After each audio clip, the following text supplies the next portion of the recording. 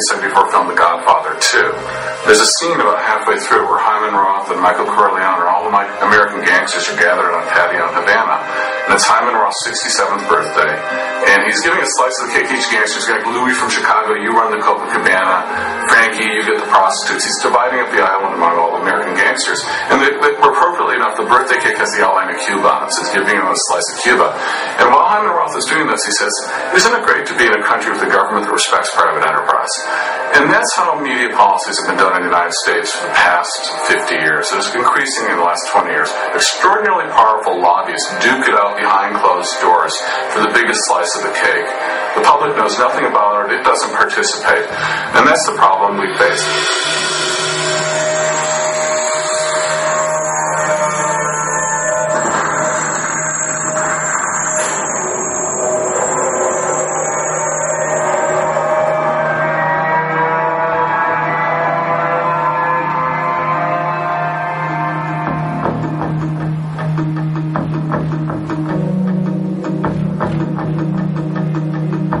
Media is the nervous system of a democracy. If it's not functioning well, the democracy can't function. We're heading toward an election where most people are never going to be in a room with Kerry or Bush. What they learn about the candidates will be what the media shows them or tells them, decides not to show, not to tell.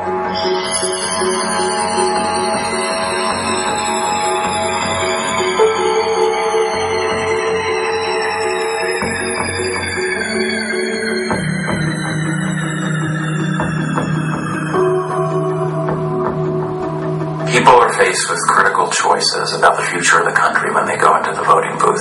And I go in, and I have been, through the course of a campaign cycle, subject to false, distorted, caricaturing, and I may not even know where it's coming from, because often there's an echo effect off places like cable and like radio, and those wrong pieces of information are repeated and repeated. By the time it reaches me, I don't even know what the source was. This is the environment we're living in, and it's fundamentally undermining democracy, which is based on knowing some good and solid information so I can make an informed choice.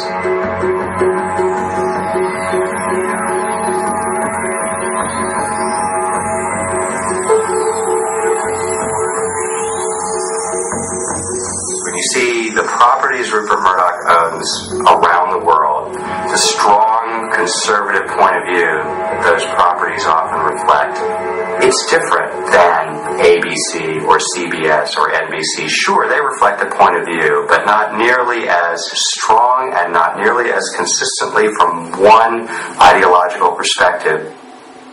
Murdoch actually bought the station in 1985 and actually left us alone for at least the first 3 years of his ownership, partly because we were so successful and prosperous that there was no reason to monkey with us. At WTTG, our success insulated us to a certain degree. And it was kind of like being in an office and seeing people come down with the flu around you.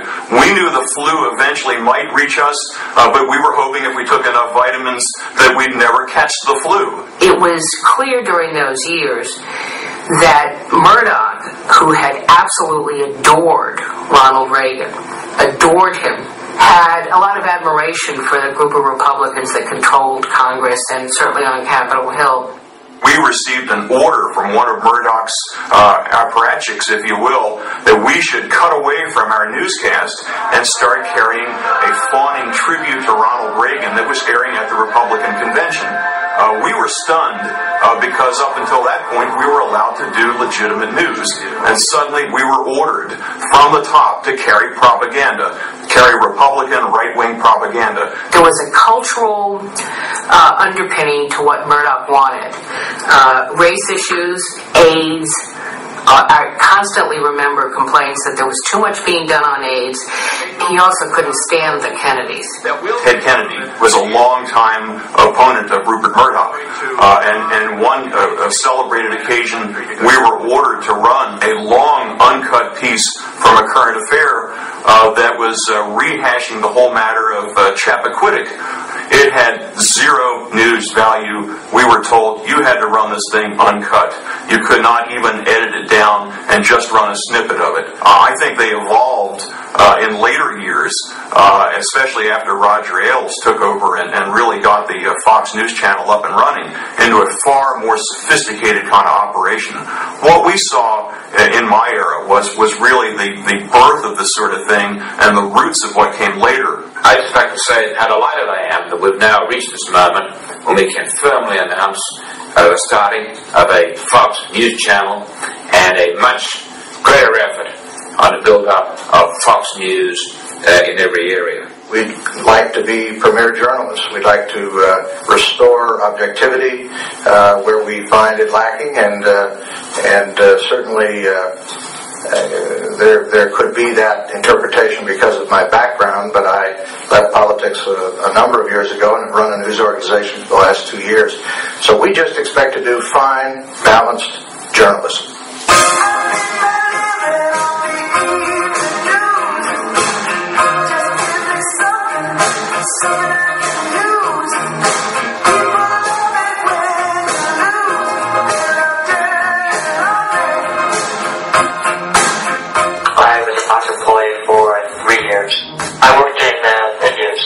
On-air or behind the camera?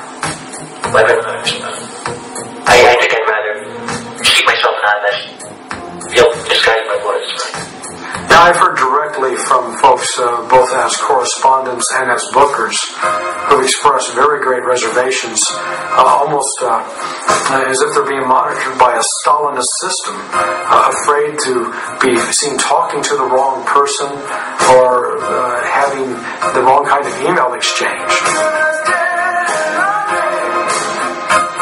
You're either one of us or one of them. And in leaving Fox News, for example, there were a number of people at the organization, trying to ruin my career, simply because I was leaving, because I didn't leave on their terms, because I refused to sign a confidentiality agreement.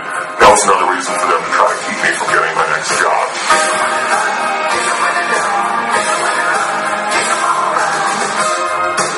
It's very much an environment of fear. It was made very clear to us that our activities were being monitored, and if someone wasn't watching it live, they were at least recording it, and they would review it after the fact to see what we did. We weren't necessarily, as it was told to us, a news-gathering organization so much as we were a proponent of a point of view. Fox has already been successful in sort of branding me as somebody who can't be trusted, and as a result, I'm already sort of on thin ice regarding my current employer.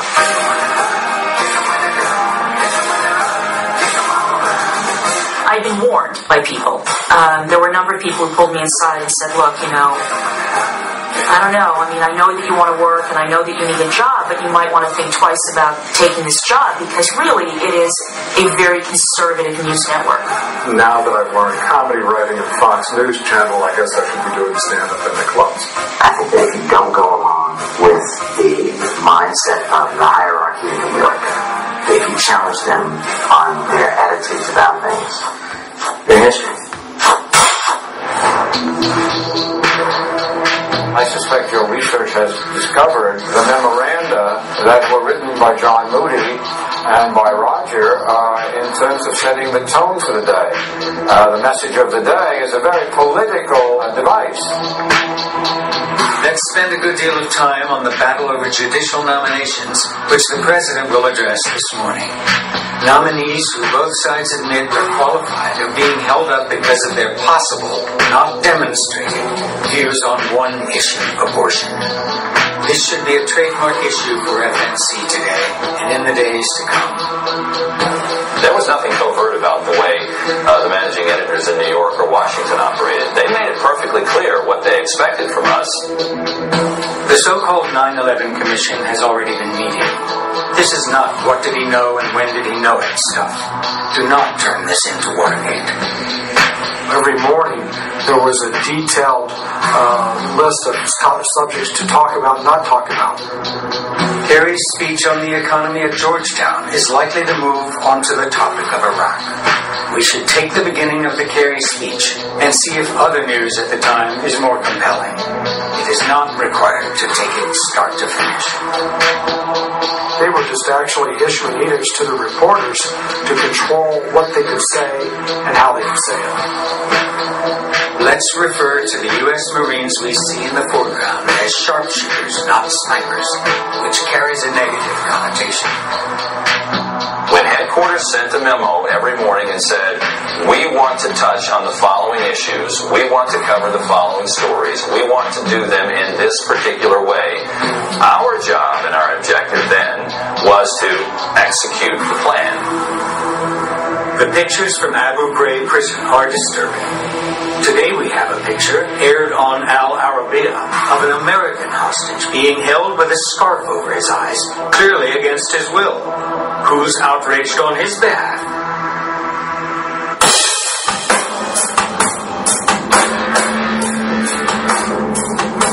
The real revolutionary breakthrough of Fox has been it's eliminated journalism. I mean, that's the thing to understand. What Fox News Channel has done is it's stripped out any notion of journalism as we've traditionally understood it from its product. There is no journalism at the Fox News Channel. Listen, cut his mic. Chad, stop. Chad, I'm going to tell you that you're an honest individual. All right. I'm sorry to cut you off. I know we're in some controversial stuff here, but my religion didn't teach me that. But thank you very much for being here. The right-wing network, and you don't want to hear this stuff. You want to do Not about the kid, it's about you, Jamie. That's good. Okay, thank you, Jamie. I'm doing yes. Thank you, Jamie. Thank you. Taking a cheap little pathetic shot. I am telling you that that's You're taking cheap little pathetic shots. Giving his record. Tell you what the truth is. No, you're misrepresenting his record. I'm telling you the truth. That's the truth about his record.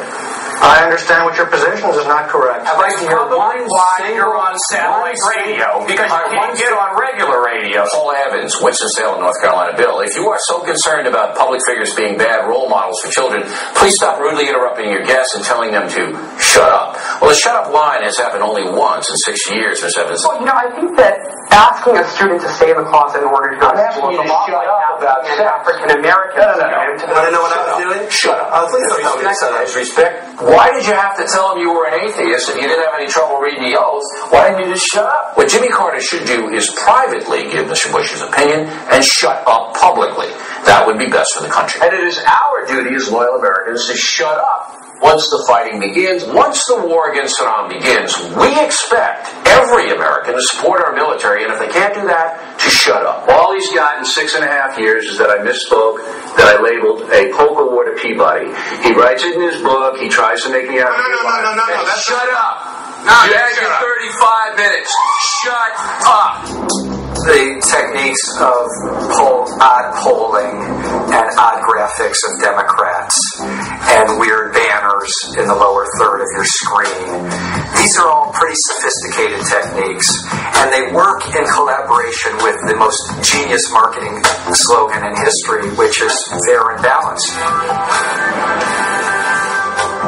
So if you're the graphics department and you can put up a liberal flip-flopper as the Chiron, hey, that's great, because the next time the graphics department has a discussion with management will say, oh, you guys have been doing a great job. Graphics are always moving in the background. They sort of pioneered the use of the American flag as an icon of your news broadcast. So there's a lot of stuff that people come up with on their own, which in other news organizations you never think of coming up with some of the stuff, much less even putting it on the air. But at Fox News, there's sort of you're rewarded for pushing the envelope, and if you're pushing the envelope against the Democrat and in support of Republican, that's great. The problem comes if you try to push the envelope, or God forbid, should put in some sort of similar sort of style or approach to Republican, then you get yourself in trouble. Probably 1999, I created the Fox News Alert. We were striving to accomplish a sense of urgency. Urgency in the sense that what was about to be delivered after the Fox News Alert was very important. Quote-unquote shocking news, specifically Columbine, and all the other important news stories at that time. But now, looking back, now that I'm not there, I find it interesting that I've seen the Fox News Alert used for stories like Bennifer, J-Lo and Ben's relationship relationship. I mean, this compared to a school shooting, and there's really no relationship to me. And I don't understand why, based on what we originally created it for, why they would choose to use it for a story like that. Because the sound and the visual is associated, or originally was associated, with things that were much more important. This is a Fox News Alert, a very busy day for Martha Stewart. Earlier today, she met with her parole officer. No, they deliberately blur it, and I find it very hard to believe. There's no separation between Bill O'Reilly, the interviewer, and Bill O'Reilly with his talking points. I mean, there's just no separation at all. Jimmy Carter is making yet another mistake, and this time, there's no excuse for it. And that's the memo. Now for the top story tonight, another view on this. It's very hard on Fox News to separate news from commentary because it all blends together. That's what makes it so ridiculous, that slogan, "We report, you decide." Because there's no TV news channel in history that's ever reported less. For example, a Brit Hume newscast, which is presented as a newscast, I think you see a lot of attitude and opinion, both from the anchor and from the reporters. Welcome to Washington. I'm Brit Hume. There was further evidence today that President Bush's days of absorbing John Kerry's attacks without counterattack are over. Fox blurs the line between news and commentary all over the place. We are to believe that Brit Hume is the anchor of a news outlet. He doesn't bring strong politics to it. He just happens to anchor the newscast like Peter Jennings. On Sundays, Brit Hume turns into a rather caustic right-wing pundit. But this goes to Murdoch, too. He doesn't believe in objectivity. He doesn't believe. He has contempt for journalism, I think. I mean, they want all news to be a matter of opinion. Because opinion can't be proven false. And I think that's very dangerous, because if people don't have a set of facts that they can agree on, I think it's difficult to reach a consensus on, what's correct public policy. It wasn't so much a scripted design that promoted the off-the-cuff ad-libs that you see so often on Fox News Channel. It was sort of a reinforcement. And John Kerry is Jane Fonda with the Burberry scarf tied around his neck. Any ad-lib that made the Democrats look stupid and made the Republicans look smart would get an attaboy. So a pat on the back, a wink, or a nod. Well, there's an old pizza expression, you tried all the rest, now try the best. Some people say, especially on that panel there, those commissioners, that Condoleezza Rice might be the best, and we haven't heard from her publicly, at least. Are you saying the commission's cheesy? That you wouldn't say that? They're crusty on the panel? Okay. John Kerry has Kim Jong-il on his side, Barbara Streisand. What could go wrong? North Korea loves John Kerry. Really? Yeah. There's no sense of integrity as far as having a line that can't be crossed. Not having that sort of line becomes very tempting for somebody to self-promote by crossing a line, saying something funny that you would never dare say if you were stepping back and looking at it from the sense of a journalism school, and is this the right thing for journalism? Would never happen. Other journalists use phrases like "some people say" or "officials say" when they're trying to insert anonymously information in a story that sort of advances the storyline. Fox does it in a different way.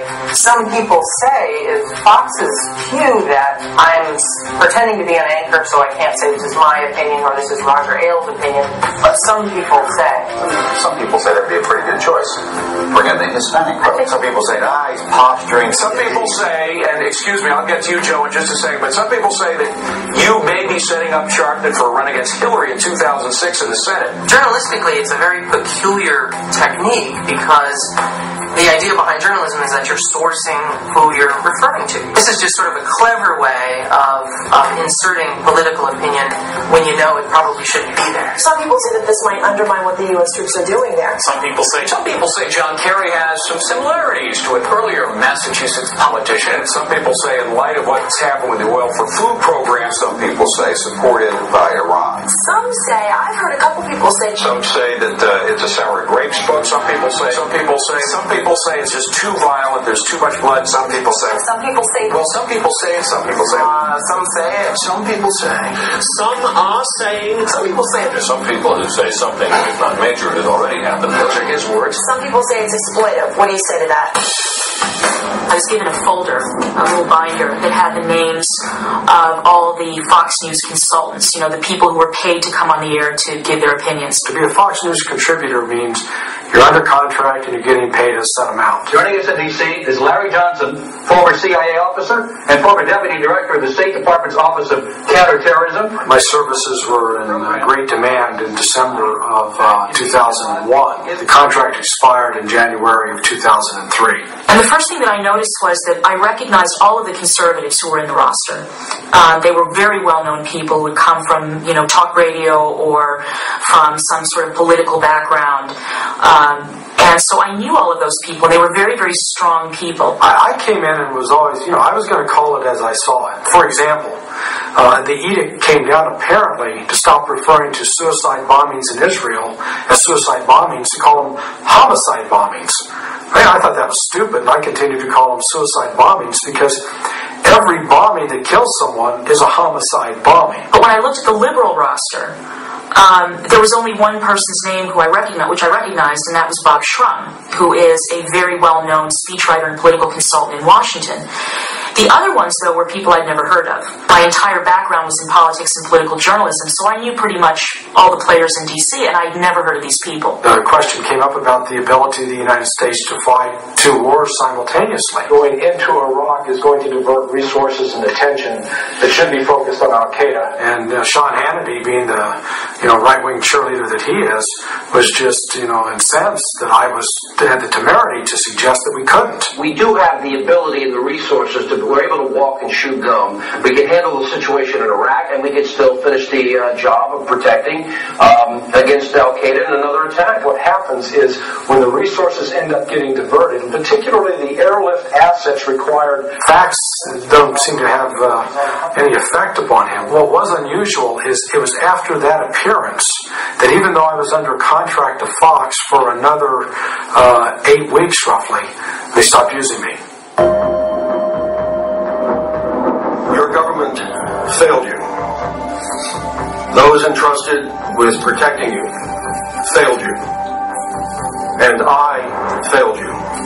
And for that failure, I would ask, once all the facts are out, for your understanding and for your forgiveness. When Richard Clark emerged, it was obvious this was a danger to the administration because he had worked at the highest echelons of the Bush administration.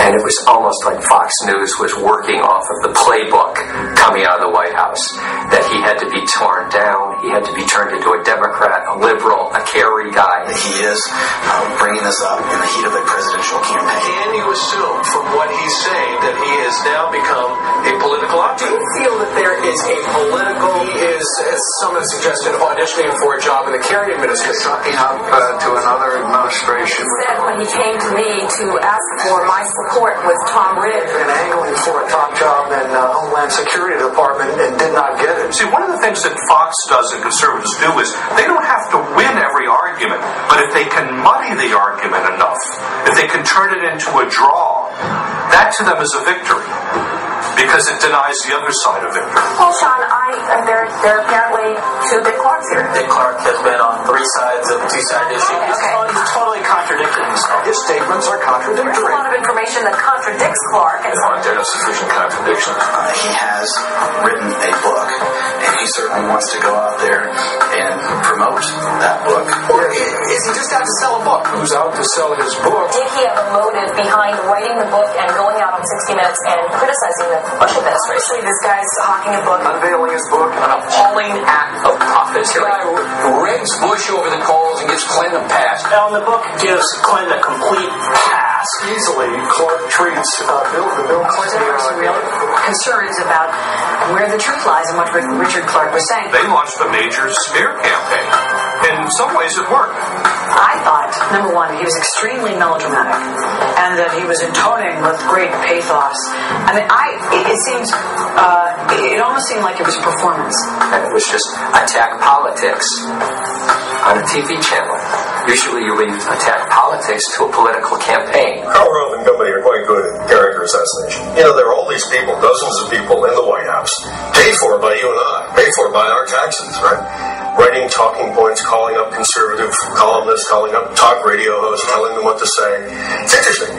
All the talk radio people, the right-wing talk radio people all across the country, saying exactly the same thing, exactly the same words. I noticed that. I was watching it. There's a 24-hour news network, and I'm sure it's a coincidence, but what they were saying was remarkably similar to what the White House was saying, and I couldn't help but thinking how funny that was. We are bringing diversity of opinion. There is diversity of opinion on Fox News. You may disagree with that. We have many liberals there, many liberal invited. We have liberal commentators, as we have conservative ones. Who are your liberal commentators? Alan Cullum, for one. Greta Van Susteren. It's in the eye of the beholder, I guess. What they'll try to put on the appearance of being balanced, but really kind of a mismatch. You'll have a Hannity and Colm show where Hannity is a really good-looking, clean-cut, all-American kind of guy, and his counterpart is a little squirrely-looking, frankly. And you kind of say, he's the liberal, well, maybe he's not so smart after all. And it sends a subtle message, I think. Yeah, no, you're a good liberal. I agree. Good liberal, good liberal. A lot of the times, the liberals that they get to appear on are either, faux liberals. Like, I would use Susan Estridge as an example of that. A person who is brought on who essentially agrees with the person on the right in a lot of cases. I am your biggest liberal friend. I do take a little heat. People sometimes say to me, do you really like Sean Hannity? What's not to like? What does that mean? I thought I was Sean's biggest liberal friend. I love you all. I love my liberal friends. Or they would just bring on people who were very weak, people who were not well-known people. We can learn from history because if we don't, we're condemned to repeat it. You're not going to get the truth and the facts. You're going to get one guy, Clark, accusing Bush, saying Clinton really, giving him a pass. Then you're going to get the Bush administration attacking Clark. You're not going to get the truth, Marianne. You weren't there. You don't know. Right, but you're probably right about that. Even the people who are supposedly liberal in those panel discussions, they know that to challenge the guests and the other hosts too forcefully, they'll certainly find someone else to stand in your place if that's the case. You're spinning now. I'm not right wing. I believe in global warming.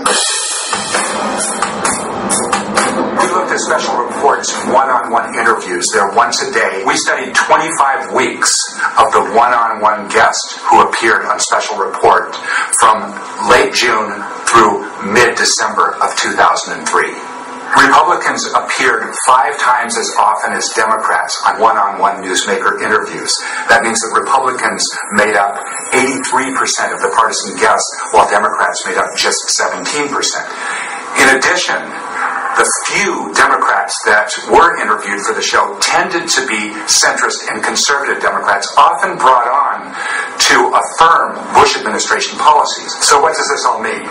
Well, if Fox were the bastion of fairness and balance that it claims to be, we'd see a lot more balance in this prominent interview segment on the network's most prestigious show.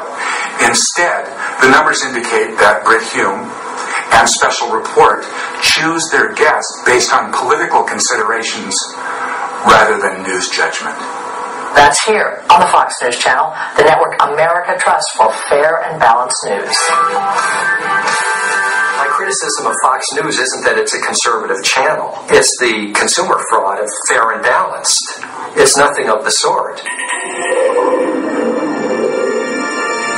You pitch a story in any given editorial meeting that didn't meet the criteria that they had explained to you, and you got thumbs down. When you have this executive vice president and those around him who are consistently saying, no, we're not going to do that story. No, this story's bad, this story's good.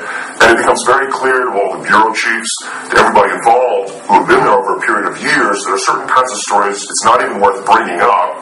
There are other kinds of stories that management's going to love. Fox News Channel's stated practice was to embarrass, humiliate, challenge, or disrupt whatever Jesse Jackson did. But we were told on many occasions that he was one of our targets.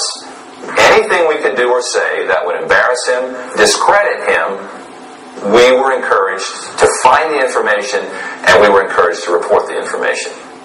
I did a piece on immigration, and I thought it was poignant to tell the stories of these people and all of the things that they had to go through to get citizenship, and how we take for granted how really blessed we are to be born with it. And the line that I used in describing their efforts was folks seeking citizenship earned, not born, suggesting that, hey, they really want citizenship because they've got to go through all these motions with managing their experience. Because what these people learn, they haven't earned a thing. They're just here for a free ride. They're just here trying to take advantage of all of our freebies. And I mean, it was just, he just laid waste to the idea that these people were hardworking. It was very specifically said, we need to be fair to the Bush administration or to the Republicans than anybody else in the media would be.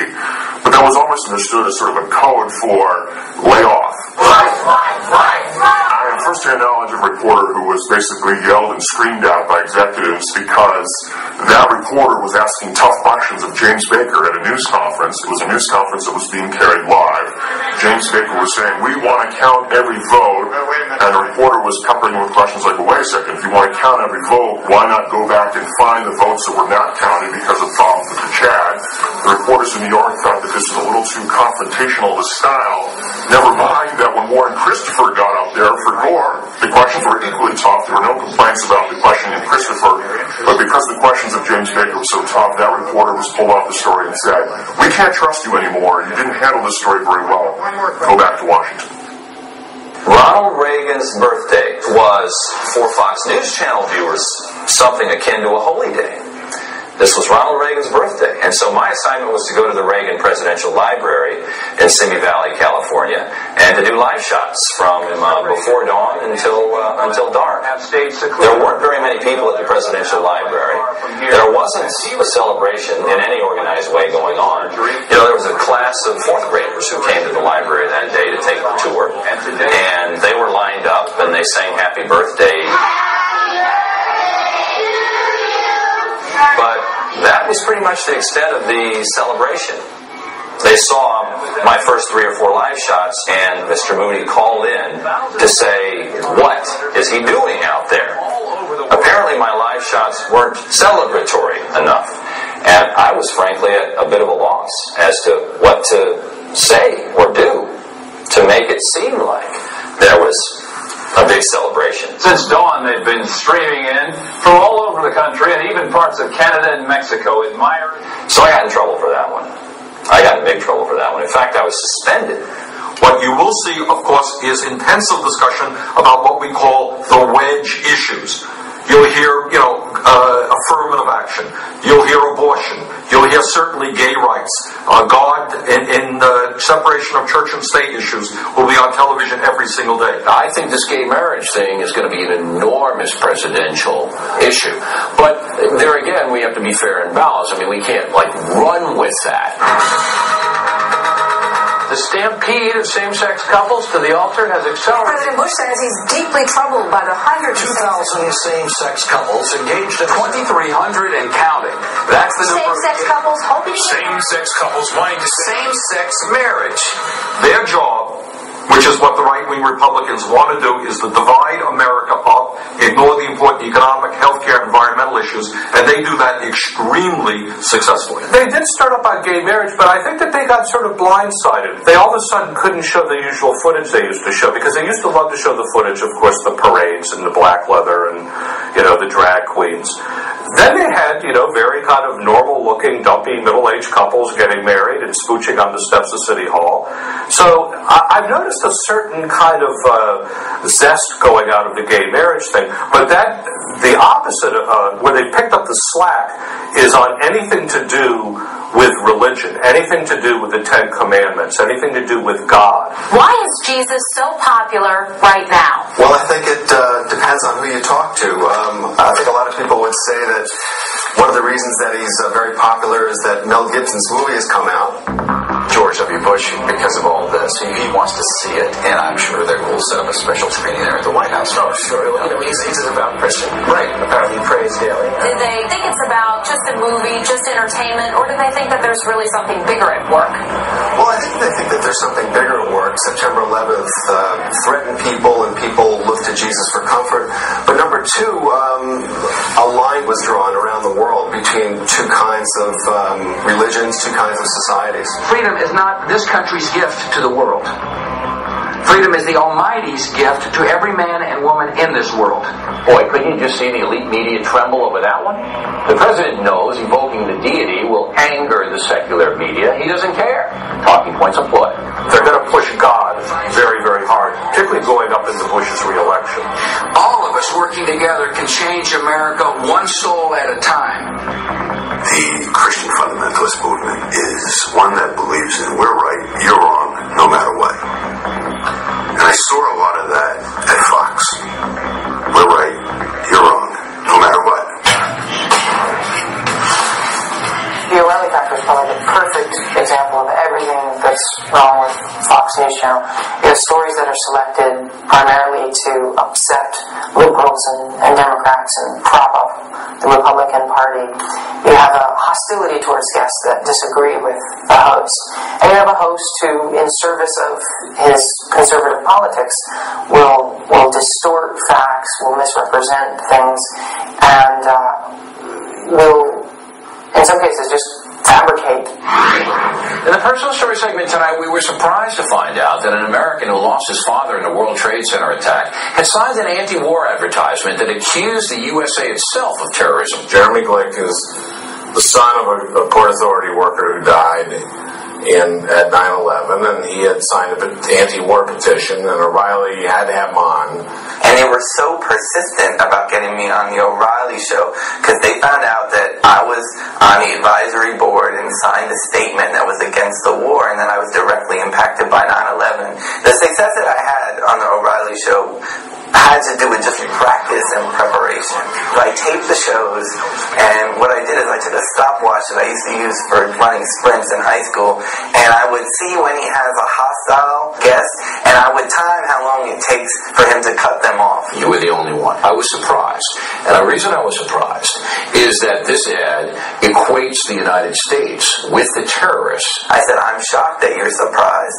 And basically just made the only point I wanted to make. Our current president now inherited a legacy from his father and inherited a political legacy that's responsible for training militarily, economically, and situating geopolitically the parties involved in the alleged assassination and murder of my father and countless of thousands of others. So I don't see why it's so surprising for you to think that I would come back and want to support it. It is surprising, and I'll tell you why. I'll tell you why it's surprising. You are mouthing a far left position. It was extremely intimidating sitting down in the studio because he's really tall.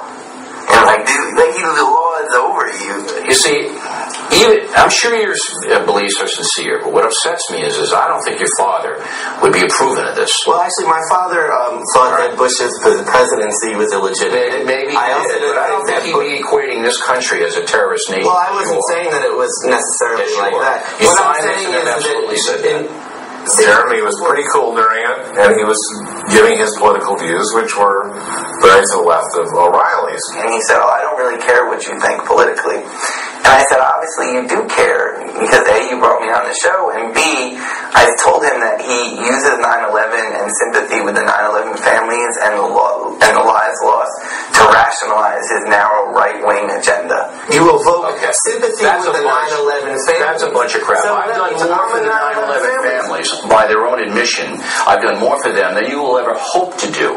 So you keep your mouth shut. Well, you're not exploiting those people. And I never represent you. You know why? Because you have a warped view of this world and a warped view of this country. Well, explain that. Let me give you an example. I'm not going to parallel this with you. Let me give you an example of parallel experience. No, on September 14th. Here's September 14th. Here's the record. All right, you didn't support the action against Afghanistan to remove the Taliban. You were against it. Why would I want to brutalize and further punish the people in Afghanistan? Who killed your father? The people in Afghanistan didn't kill my father. Sure they did. The Al Qaeda people were trained there. The Al Qaeda people. What about See, I'm more angry about it than you are. So what about George Bush? What about George Bush? He had nothing to do with it. The director, senior, as director. He had nothing to do with it. People that trained 100,000 mujahideen who were. I hope your mom isn't watching this. I hope your mother is not watching this. It's unfair for O'Reilly to evoke both my mom and my father in the interview, especially when I wasn't.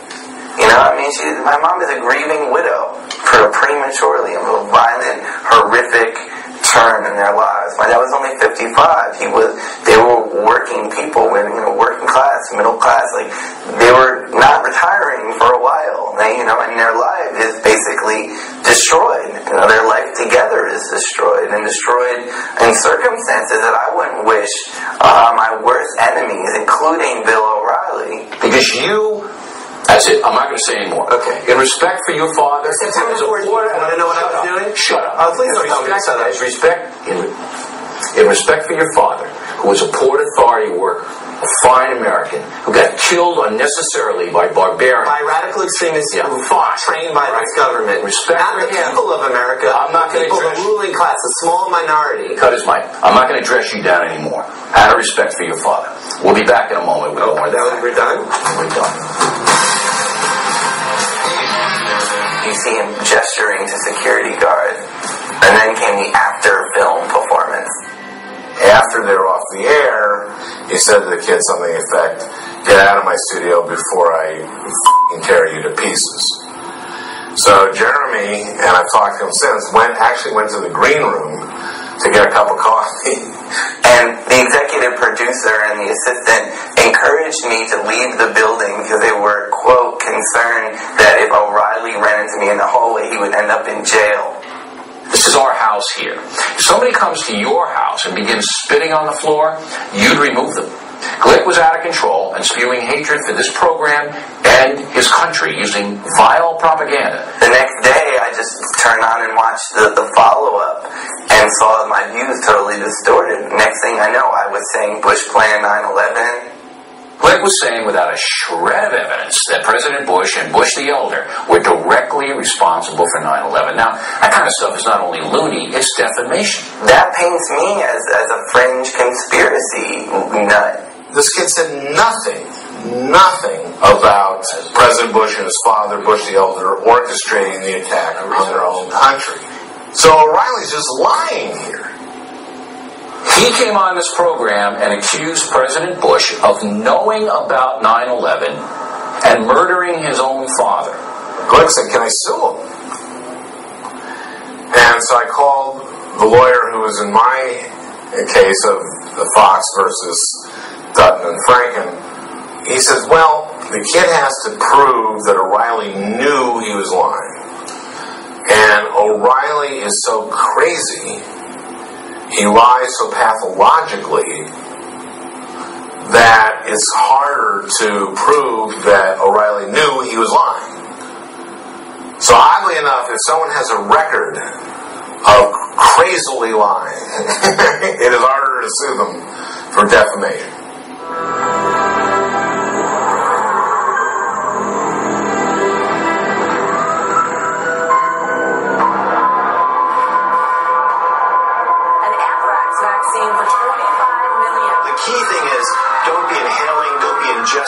Don't be sucking particles into your body that could get the radiation inside.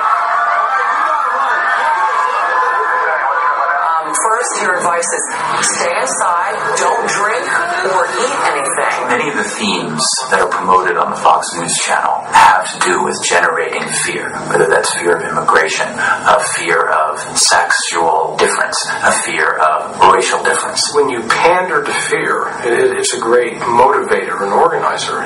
You've got to keep people alarmed. They really love this sense of fear and danger, even when it's not there. And so when something is actually dangerous, that's some things are, they go completely overboard. And all sense of perspective is lost. So that anthrax, which I guess affected 4 or 5 people adversely, no question about it, is far more dangerous than the poisoning of our air. The way we deal with them is the way President Bush is dealing with them. You cordon the area, you search for them, and you shoot them. The motivator is fear. And then the payoff is, we're going to go out and kill the bad guys. And, it's a very simple black and white world that they paint and portray. Terrorism has become the all-purpose fear weapon because now everything is converted into terrorism.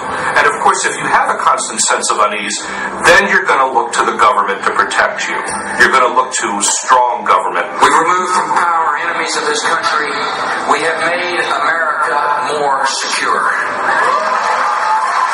There's enemy out there. It's an ill-defined enemy, but as long as we're fighting them and killing them, and he's looking presidential, then nothing else again is discussed. What was what's interesting is in the climate of the Bush administration that much of that fear, the emotion, was purposely misdirected by the right wing into the war in Iraq. The type of coverage Fox offers, and all of them offer, but Fox is probably the most pristine version, is completely consistent with Bush's with the strategy of the Bush administration, to prevent discussion of things that are not going well, like, for instance, the economy or the Medicare bill. There's no doubt that the war against Iraq, a country that did not attack us, could only proceed based on fear. Tonight, it's a special 2-hour block. War is my last choice, but the risk of doing nothing is even a worse option as far as I'm concerned. Dealing with Iraq, the president's war on terror. When will his military plans get put into action? We hope you depend on us for the truth, because we're going to report the situation in Iraq without an agenda or any ideological prejudice. You gotta take what comes. Not that we hate you, Martin Sheen, but that we may not want to watch your television program anymore because we're identifying you with being against what we believe in. Americans, and indeed our foreign allies, who actively work against our military once the war is underway, will be considered enemies of the state by me. But first, are the Americans who went over to Baghdad to act as human shields, well, are they more than just protesters? Are they traitors? So Harry Belafonte, he's at it again. He says the Bush administration is possessed of evil. As the Calypso King on Bonkers. You have a right to say what you want, but we have a right not to buy your record. Just fair warning to you, Barbara Streisand, and others who see the world as you do. We don't want to demonize anyone, but anyone who hurts this country at a time like this, well, let's just say you will be spotlighted. Certainly television, and perhaps to an extent my station, was intimidated by the administration and its foot soldiers at Fox News. And it did, in fact, put a climate of fear and self-censorship, in my view, in terms of the kind of broadcast work we did. First rule of being a great propaganda system, and why our system is vastly superior to anything in the old Soviet Union, is not that people think they're being subject to propaganda. If people don't think that, they aren't looking for that, they're much easier to propagandize. And that's the genius of our media system, is a system of ideology, of control, compared to an authoritarian system.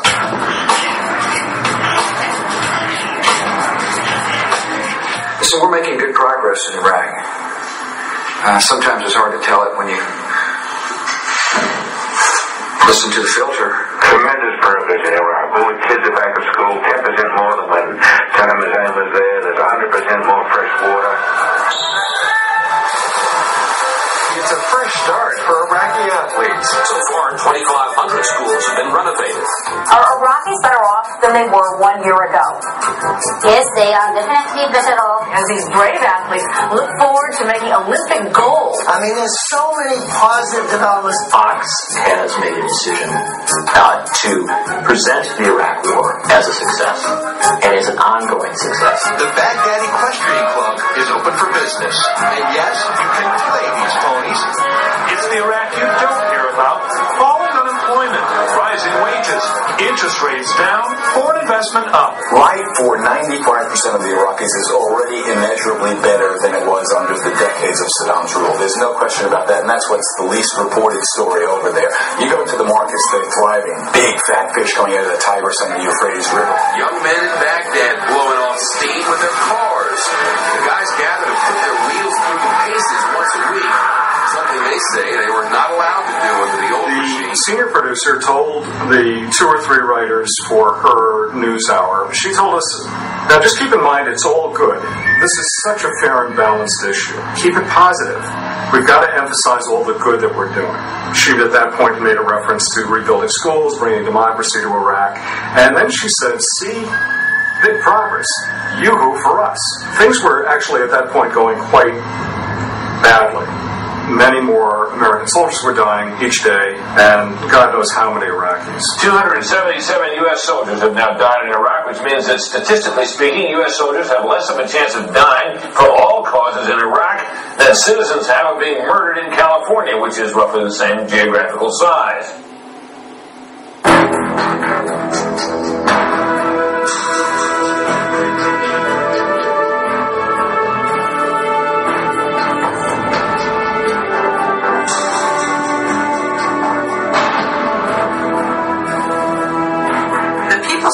interesting because you were looking at questions of basic true-false kind of factual nature.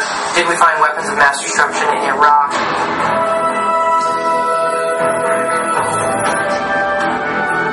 These are very simple questions with very simple answers. And what the survey found was that the more likely you were to watch Fox News Channel, the more likely you were to have completely incorrect assumptions about these things.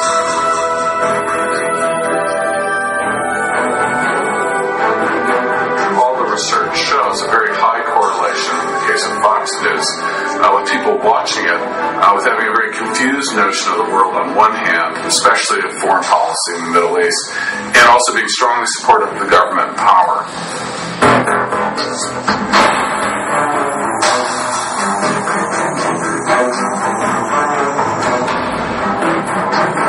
And this is an extraordinarily disturbing trend for the media. I mean, for any self-respecting journalist. If you're told the more people consume your media, the less they'll know about the subject, and the more they'll support government policy. And that's exactly the worst thing any journalist would ever want to hear, or should want to hear.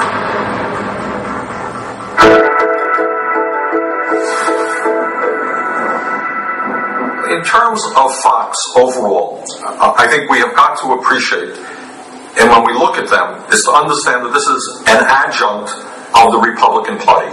What Fox specializes in is punditry, basically getting marching orders from the Republican National Committee or some political operative, and then having people pontificate about it, have guests come on and talk about it, have pseudo-experts come on and discuss it. Their main allegiances, I'm talking about the people at the top, is to the Republican Party. Murdoch is absolutely to his core a partisan, and he makes no secret about that.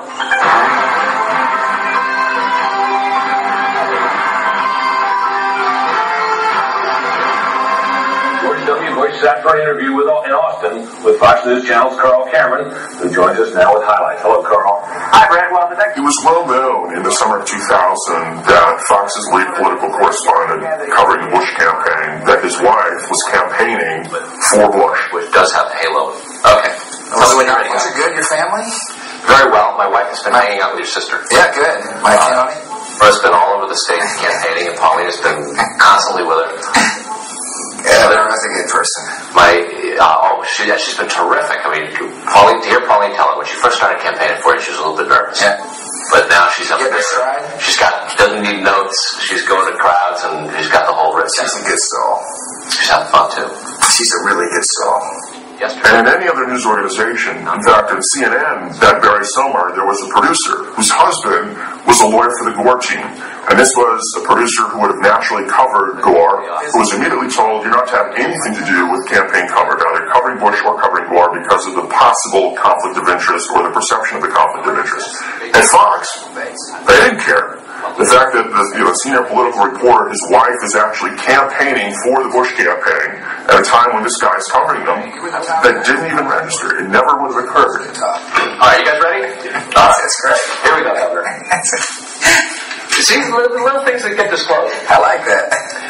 Thank you for joining us, sir. Yes, sir. Thanks, Carl. It's good to see you. Just a few days away from the convention. It's a lack of having some sort of basic journalistic integrity that is just missing from that organization.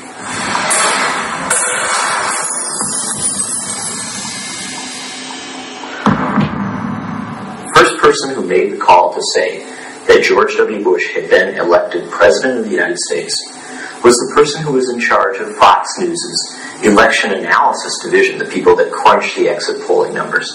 That person was a gentleman named John Ellis, and he is George W. Bush's first cousin. At around 2 a.m. on election night, a new set of data had come in, and it was complex data from precincts all over Florida.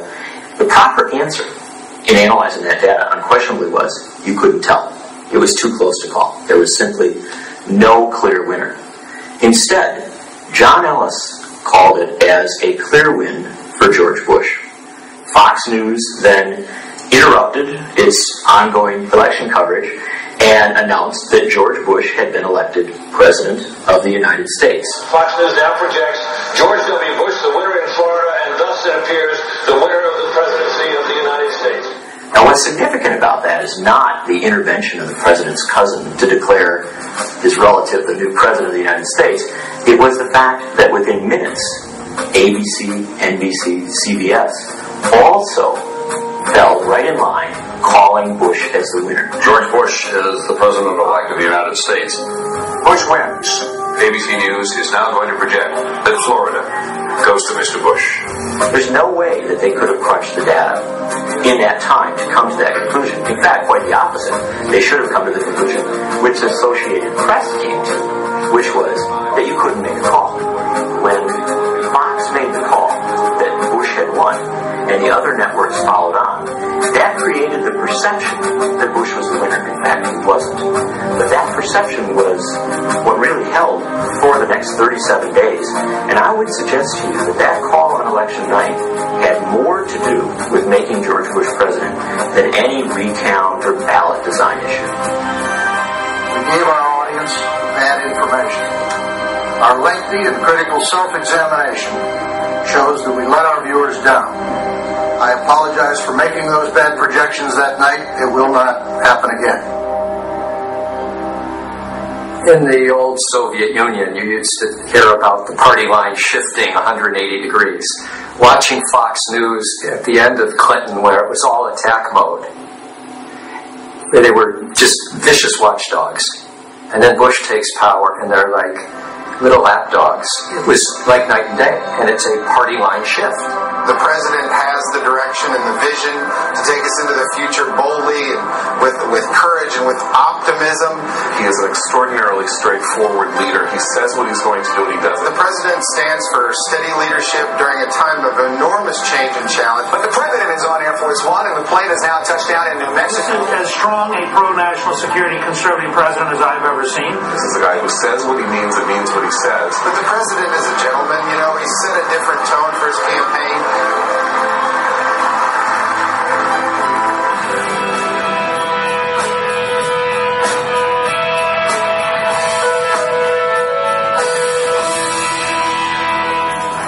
Super Tuesday lived up to its word. And this was a super night for our candidate, John Kerry, and a super night for the Democratic Party. He's a super nominee.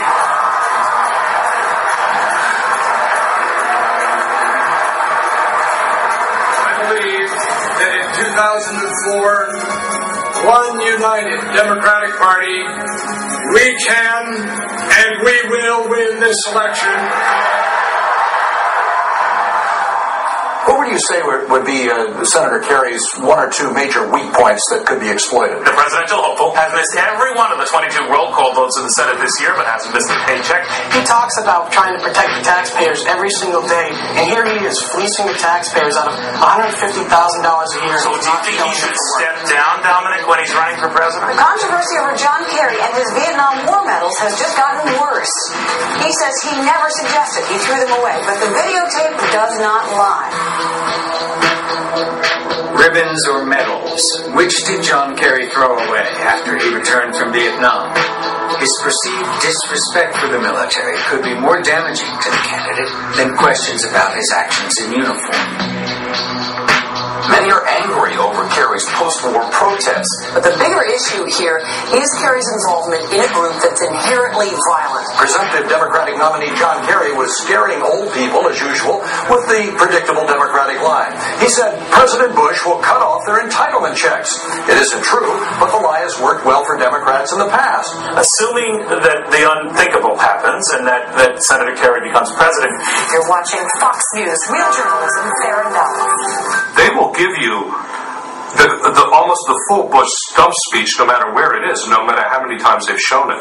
Go cut live to these campaign rallies as if there was going to be real news in them, as if Bush was going to say anything earth-shattering. And your ability to make good decisions, like marrying your wife Carolyn. Fox portrays his every action as a heroic move, as something dramatic and significant. I imagine it's pretty hard for the Fox producers.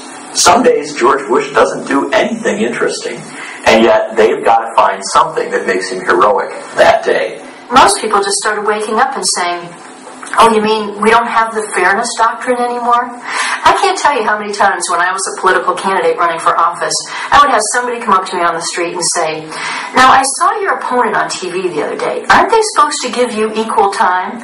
And I didn't even know for years that we lost that in the Reagan era. That for years we haven't had the ability to expect both sides to be adequately covered. Clearly, on the Republican side, what we do know is that for years they have coordinated what they call their message of the day.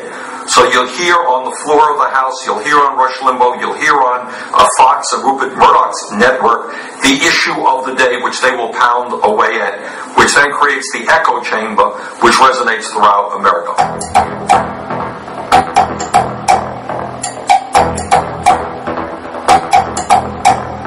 Here's what he said. I actually did vote for the $87 billion before I voted against it. Senator Kerry recently said, quote, I actually did vote for the $87 billion before I voted against it. End quote. Kerry, starting to feel the heat for his flip-flop voting record, is in West Virginia.